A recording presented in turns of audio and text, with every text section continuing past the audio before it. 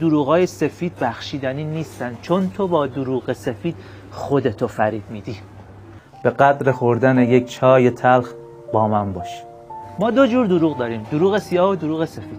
مثلا من کیف پول شما رو از جیبتون برمیدارم و بعد شما میپرسین کیف پول منو ندیدی؟ من میگم نه. به این میگن دروغ سیاه. دروغ سیاه برای آسیب رسوندن به دیگران استفاده میشه. اما یه دروغ دیگه داریم به نام دروغ سفید. مثلا من روزی 15 دقیقه مطالعه میکنم اما به همه میگم روزی 30 دقیقه مطالعه میکنم.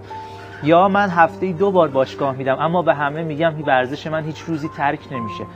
دروغای سفید به دیگران آسیبی نمیرسونه، اما آسیبش برای ما بیشتر از دروغای سیاهه.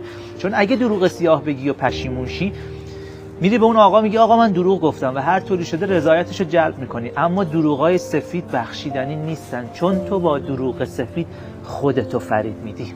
دروغای سفید باعث میشن یه تضاد و دوگانگی بین تصویر بیرونیت و واقعیت درونیت شکل بگیره. این تضاد موجب اضطراب میشه، چون تو رو مجبور میکنه یه نقابی رو صورتت بزنی و مدام ترس اینو داشته باشی که اون نقاب از صورتت بیفته و مردم حقیقت تو رو متوجه بشن.